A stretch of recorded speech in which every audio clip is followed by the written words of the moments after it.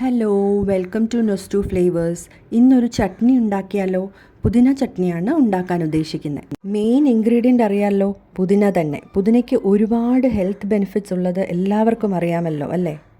ഇതിൽ vitamin C ഉള്ളതുകൊണ്ട് തന്നെ നമ്മുടെ ഇമ്മ്യൂൺ സിസ്റ്റത്തിനെ ബൂസ്റ്റ് ചെയ്യാനും ഡൈജസ്റ്റീവ് സിസ്റ്റം ഇംപ്രൂവ് ചെയ്യാനും സ്കിൻ നാച്ചുറലായിട്ട് ടോൺ ചെയ്യാനും വെയിറ്റ് ലോസിന് വരെ പുതിന സഹായിക്കുന്നുണ്ട് എന്നാണ് പറയുന്നത്.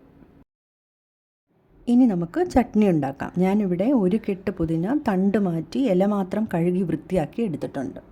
പിന്നെ വേണ്ടത് 1 ടീസ്പൂൺ തുവരപ്പരിപ്പും 1 ടീസ്പൂൺ കടലപ്പരിപ്പും 4 വറ്റൽമുളകുമാണ്.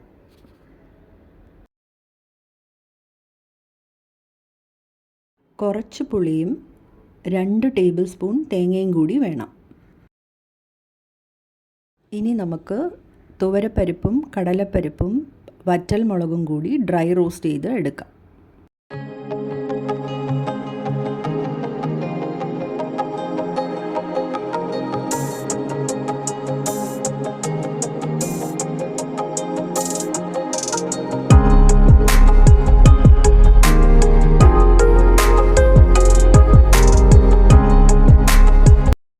റോസ്റ്റായി കിട്ടിയിട്ടുണ്ട്.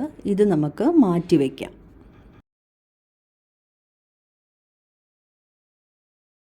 അതുപോലെ തന്നെ പുതിനയും നമുക്കൊന്ന് ചൂടാക്കി എടുക്കാം.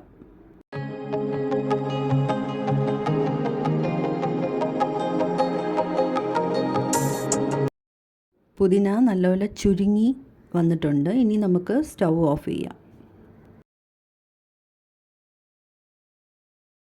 മിക്സിയിലോട്ട് ഡ്രൈ റോസ്റ്റ് ചെയ്ത ഇൻഗ്രീഡിയൻസും പുളിയും കൂടി ഇട്ട് അരച്ചെടുക്കാം.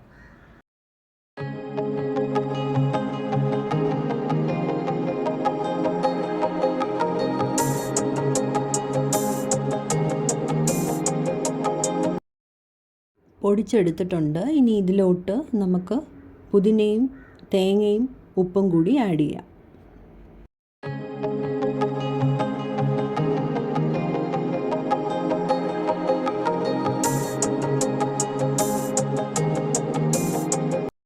കുറച്ച് വെള്ളവും കൂടി ഒഴിച്ച് അരച്ചെടുക്കാം.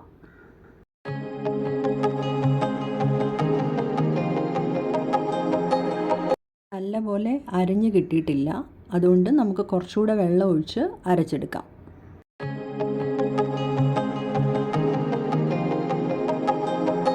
നല്ലപോലെ അരഞ്ഞു കിട്ടിയിട്ടുണ്ട്. ഇനി നമുക്ക് വറുത്തിടാം.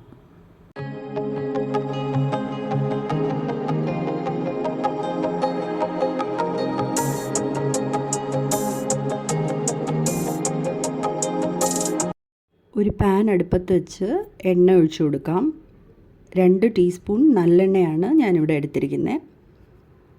എണ്ണ ചൂടാവുമ്പോൾ കടുക് ഇട്ട് കൊടുക്കാം. കടുക് പൊട്ടിക്കഴിയുമ്പോൾ വറ്റൽ മുളകും കറിവേപ്പിലയും കൂടി ഇട്ട് കൊടുക്കാം.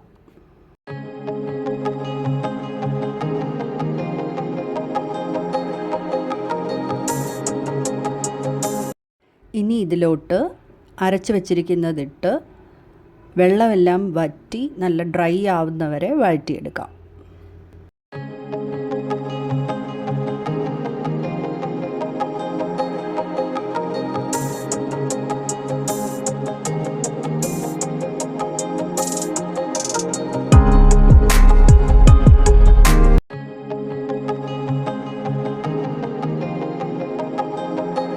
പുതിന ചട്നി റെഡി ആയിട്ടുണ്ട്. ഇനി ഒരു സെർവിങ് ബൗളിലോട്ട് മാറ്റാം. ഹെൽത്തിയും ടേസ്റ്റിയുമായിട്ടുള്ളൊരു ചട്നിയാണിത്. ചോറിൻ്റെയും ദോശയുടെയും ചപ്പാത്തിയുടെയും ബിരിയാണിയുടെ കൂടെ വരെ നമുക്ക് ഇത് കഴിക്കാൻ പറ്റും. ഈ റെസിപ്പി നിങ്ങൾക്ക് ഇഷ്ടമായെങ്കിൽ ലൈക്ക്, ഷെയർ ആൻഡ് സബ്സ്ക്രൈബ് ചെയ്യാൻ മറക്കല്ലേ. Thanks for watching. ബൈ.